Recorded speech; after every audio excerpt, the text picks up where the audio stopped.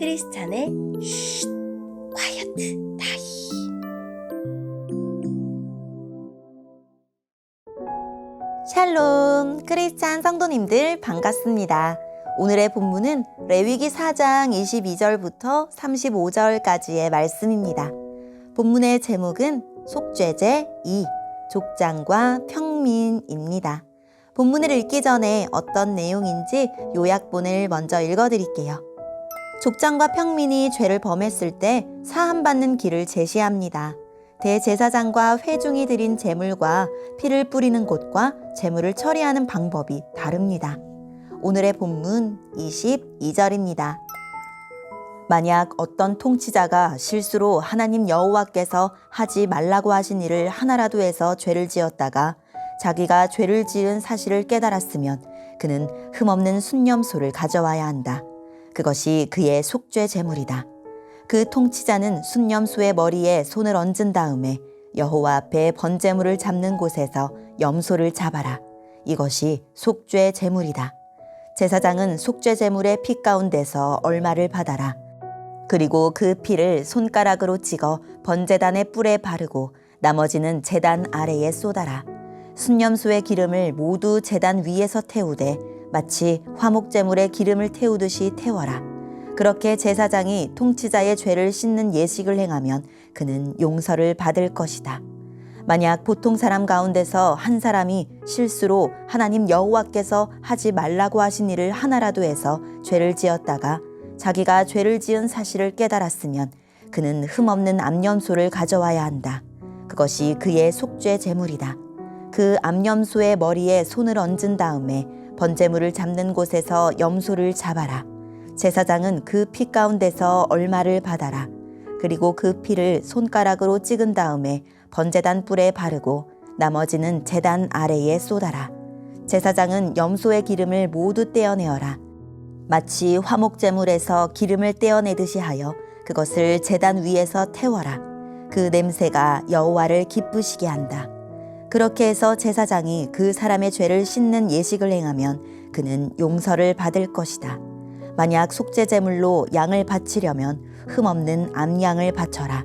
제물을 바치는 사람은 양의 머리에 손을 얹은 다음에 번제물을 잡는 곳에서 그 양을 잡아 속죄 제물로 삼아라. 제사장은 속죄 제물의 피 가운데서 얼마를 받아 그 피를 손가락으로 찍은 다음에 번제단의 뿔에 바르고 나머지는 제단 아래에 쏟아라. 제사장은 양의 기름을 모두 떼어내어라. 마치 화목제물에서 기름을 떼어내듯이 하여라. 그리고 나서 여호와께 불로 태워 바치는 화제물과 함께 제단 위에서 태워라. 이렇게 하여 제사장이 그 사람을 위해 죄를 씻는 예식을 행하면 그가 용서를 받을 것이다. 아멘. 오늘의 본문을 통해 이해할 수 있는 부분은 무엇일까요? 최고 통치자의 속죄 제물은 흠없는 순념소입니다. 제사장이 제물의 피를 뿌리는데 이번에는 회막 안이 아니라 회막 마당에 있는 번제단의 뿔에 바르고 나머지는 번제단 밑바닥에 쏟습니다. 제사장과 달리 그의 죄가 회막 안을 부정하게 만들지는 않기 때문입니다. 일반 평민의 속죄 제물은 흠 없는 암염소입니다. 속죄제의 규정을 따라 제물의 머리에 손을 얹고 속죄 제물을 잡고 피를 번제단 뿔에 바르고 나머지 피는 제단 밑바닥에 쏟고 기름은 제단에 올려 불사릅니다. 양을 속죄 제물로 가져오는 경우도 같은 절차를 따릅니다. 이로써 통치자나 일반 평민은 죄를 속하고 부정을 씻을 수 있습니다. 속죄제는 잘못에 대한 배상과 책임을 면제해 주는 것이 아니라 하나님과 화목한 관계를 지속하도록 죄의 결과인 부정을 씻는 의식입니다.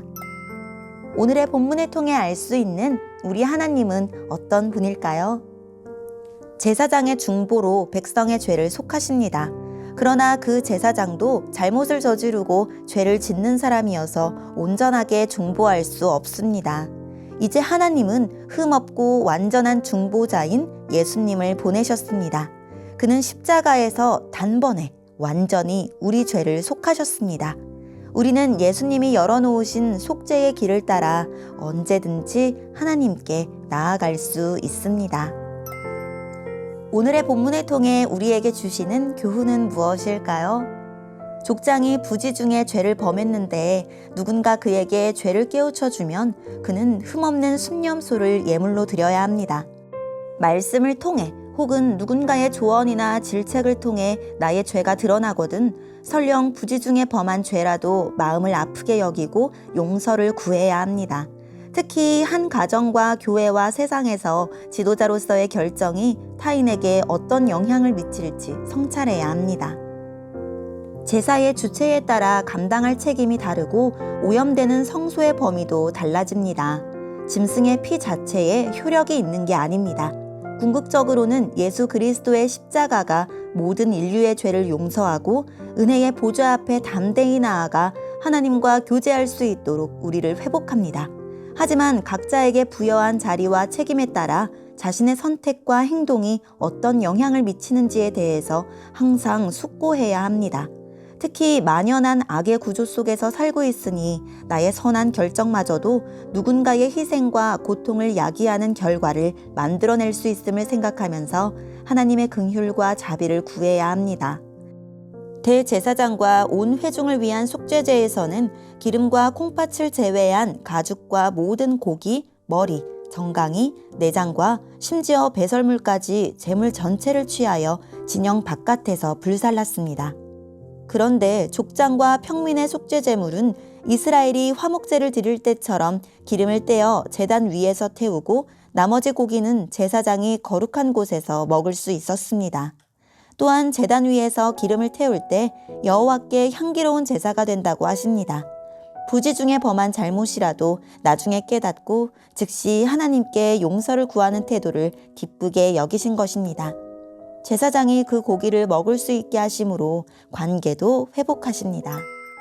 오늘의 말씀을 통해 각자에게 주시는 성령 하나님의 음성에 귀를 기울이며 살아계신 하나님, 제가 고의로 범죄하지 않게 하시고 실수로도 죄짓지 않도록 늘 깨어있게 해주세요 라고 기도하고 오늘도 말씀으로 승리하는 하루를 보냅시다.